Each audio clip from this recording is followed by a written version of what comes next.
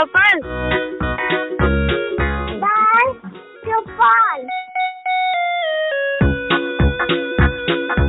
सहकार radio पर ढेर सारी मस्ती और जानकारियाँ।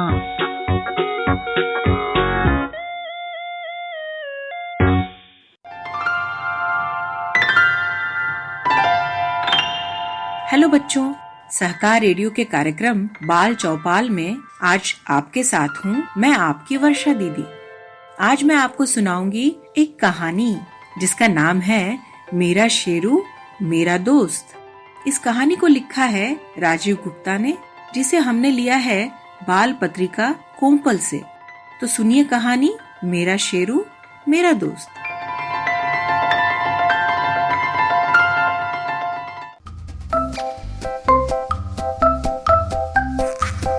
शेरू मेरे कुत्ते का नाम है।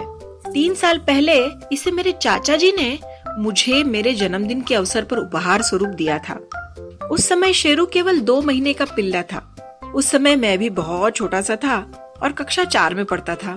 छोटा सा प्यारा सा गोल मटोल काला भूरा पिल्ला पाकर मेरी खुशी का कोई ठिकाना नहीं रहा। दरअसल मैं कई दिनों से अपने पापा से एक पिल्ले के लिए जिद कर रहा था, पर अपनी व्यस्तता के कारण पापा को इतनी फुर्सत ही नहीं मिलती थी कि वो मेरे लिए पिल्ला लाते। फिर पिल्ला तलाशना भी तो मुश्किल काम था। वैसे उन्होंने अपने 1-2 दोस्तों को पिल्ले के लिए कह रखा था। शायद चाचा जी को कुत्ते के प्रति मेरी लालसा के बारे में मालूम था, इसलिए वे कहीं से ढूंढ ढांड कर एक दिन मेरे जन्मदिन पर यह खूबसूरत सा पिल्ला लेकर के आए थे।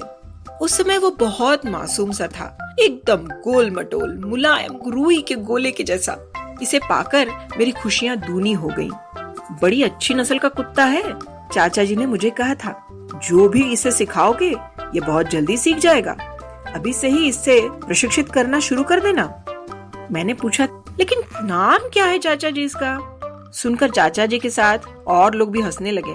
फिर उन्होंने प्यार से मेरा कंधा थपथपाते हुए कहा, नीलाभ बेटा, अभी तो इसका कोई नाम नहीं है, तुम्हें ही इसका कोई नाम रखना पड़ेगा। जो चाहे नाम रख लो। यह सुनकर कि अभी तक इसका कोई नाम नहीं है, मुझे खुशी ही हुई, क्योंकि अब मैं इसका नाम अपनी इच्छा अनुसार रख सकता था। 1-2 दिन बाद खूब सोच विचार करके मैंने चाचा जी से कहा, चाचा जी क्यों ना इसका नाम शेरू रखा जाए।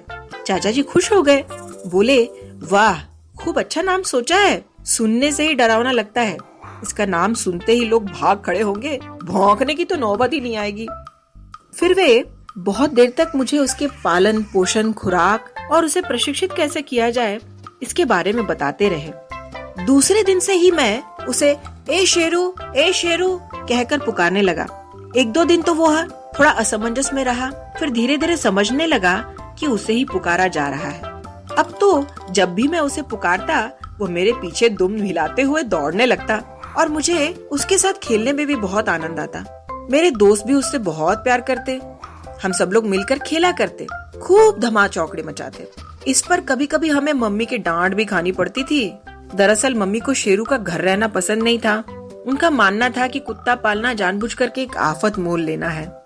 दिन भर उसकी गंदगी साफ करते फिरो, सारे घर में वो घूमता फिरेगा, उसके खाने पीने का खर्चा अलग से होगा।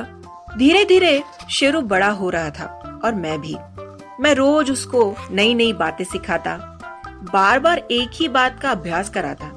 धीरे धीरे बहुत सारी बातें वो सीख गया। अब वह मेरे पुकारते ही भागा चला आता था। मैं अगर गेंद फेंकता तो वह उसे ढूंढ कर ले आता। मजाल था कि एक भी बंदर छत पर आए वो बुरी तरह से उन पर झपट पड़ता। बेचारे बंदर के जान के लाले पड़ जाते, वे जान बचाकर भाग निकलते। शेरू पूरा जासूस कुत्ता था। मैं मोहल्ले में किसी के भी घर पे क्यों न बैठा रहूं, वो मुझे ढूंढ ही निकालता था। एक दिन इतवार को मैं घर से बिना बताए ही अपने एक दोस्त के घर पे चला गया।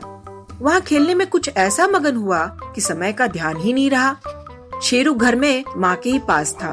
क्लिनिक से जब पिताजी लंच के लिए घर आए तो उन्होंने मेरे लिए पूछा। माँ को कुछ मालूम होता तब तो बताती। वे तो समझे बैठी थी कि मैं अपने कमरे में बैठकर पढ़ रहा हूँ। घबरा कर उसने शेरू से ही पूछा, शेरू नीलाभ कहाँ है? मेरा नाम सुनते ही शेरू तीर की तरह घर से निकला और सीधे मेरे दोस्त के घर आकर के ही दम लिया। वो मेरे कपड़े पकड़कर मुझे घर चलने का इशारा करने लगा। मुझे भी ध्यान आया कि मैं तो बस अपने दोस्त से गणित की कॉपी मांगने आया था और यहाँ आकर खेल में पड़ गया। मुझे यहाँ आए पूरे 2 घंटे हो गए थे।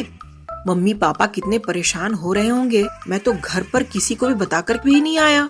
मैं तुरंत शेरू के साथ घर की तरफ भागा। घर में मम्मी पापा दोनों हैरान खड़े थे। मुझे देखकर उनकी जान में जान आ गई। डांट तो खैर उस दिन पड़ी ही और खूब जोरदार पड़ी, जिसे मैं अपनी सारी जिंदगी शायद ही कभी भूल सकता था। वैसी गलती कभी दोबारा करने की हिम्मत भी मैं नहीं कर सकता था। पर उस दिन एक बात बिल्कुल साफ हो गई कि मैं इस मोहल्ले में ही क्या, शहर भर में कहीं भी चला जाऊं, शेरू मुझे ढूंढ निकालेगा। अब जब भी मैं अपने किसी दोस्त के यहाँ होता और मम्मी पापा को मुझे बुलाना होता तो वे शेरू से ही कहते। बस शेरू मुझे मिनटों में ढूंढ लाता।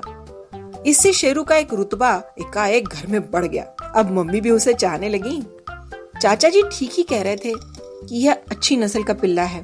दरअसल शेरू अल्सेशियन था। बड़ा होकर वह डरावना सा लगने लगा था। वह जब भी मेरे साथ होता मुझे सुरक्षा का एहसास होता। मम्मी ने बाहर बरामदे में उसके रहने का सारा इंतजाम कर रखा था। उसके लिए बाकायदा एक छोटा सा तख्त बनवा दिया गया था। रात में वह आराम से उसी पर लेटा रहता। जाड़ों के दिनों में उसे ठंड न लगे इसके लिए मम्मी तख्त पर पुराने कंबल आदि बिछा देती थी। शेरू बहुत ही कच्ची नींद सोता था। रात में जरा सा भी खटका होने पर जग जाता और गुर्रा कर अपनी उपस्थिति का एहसास दिलाता।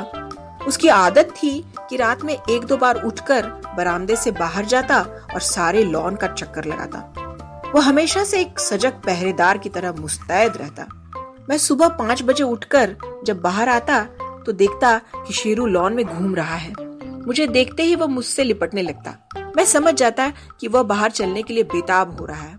मैं रोज सुबह शाम उसे आधे घंटे के लिए बाहर ले जाता। इससे हम दोनों का ही टहलना हो जाता था। इसी बीच बाहर ही वह नित्य कर्म से भी निवृत्त हो लेता था। टहल कर आने के बाद मैं भी नित्य कर्म से निपट लेता, नहाता धोता। तब तक मम्मी चाय नाश्ता तैयार कर देती।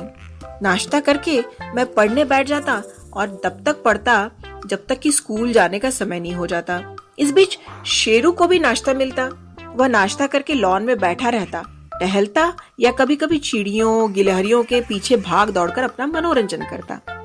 एक रात अचानक शेरू बड़े जोर से गुर्राया और जोर जोर से भौंकने लगा। भौ भौ भौ। इस समय रात के 2 बजे थे। उसके गुर्राने और जोर से भौंकने की आवाज से हमारी सबकी नींद खुल गई। हम लोग बाहर आकर के निकल आए। देखा कि एक आदमी लॉन में गिरा पड़ा है।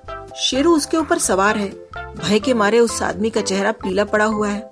हम लोगों को समझते देर नहीं लगी कि आदमी घर में चोरी करने की नियत से घुसा होगा, पर शेरू के कारण इसकी दाल नहीं गली।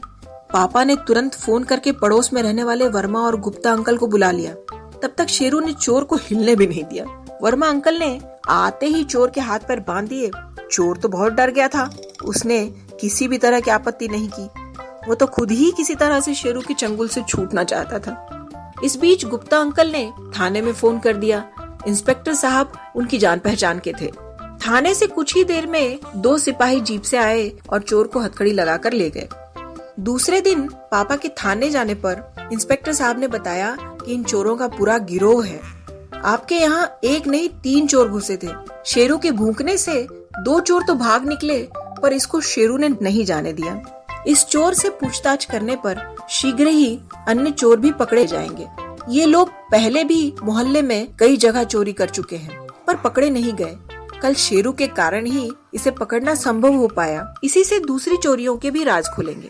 इस घटना के बाद तो मेरा शेरू मोहल्ले में ही क्या पूरे शहर में पहचाने जाने लगा। कई अखबारों में उस दिन की घटना का विवरण छपा और साथ में शेरू का फोटो भी। वह एकाएक हीरो बन गया था। पर मेरा शेरू इस बात से पूरी तरह से अनजान था कि उसने इतना बड़ा कारनामा कर दिखाया है।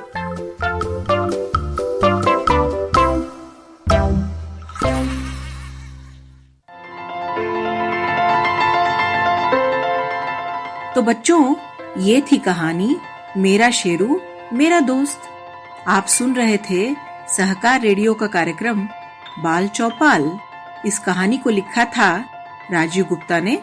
इसे हमने लिया था बाल पत्रिका कोंपल से। आपको ये कहानी कैसे लगी कमेंट बॉक्स में लिखकर हमें जरूर बताइएगा। अगर आप ये कार्यक्रम पहली बार सुन रहे हैं और हमसे जुड़ना चाहते हैं तो व्हाट्सएप ग्रुप से जुड़ने के लिए 9617226783 पर नाम और जिला लिखकर भेजें। फेसबुक से जुड़ने के लिए पेज लाइक करें या फिर अगर आप हमसे यूट्यूब पर जुड़ना चाहते हैं तो हमारा चैनल सब्सक्राइब करें। अधिक जानकारी के लिए हमारी वेबसाइट www.sahakarradio.com देखें। तो आज के लिए बस इतना ही। अगले हफ्ते ऐसे ही किसी और कार्यक्रम के साथ फिर मिलेंगे। तब तक के लिए दीजिए मुझे अनुमति, यानी अपनी वर्षा दीदी को। बाय बच्चों, फिर मिलेंगे।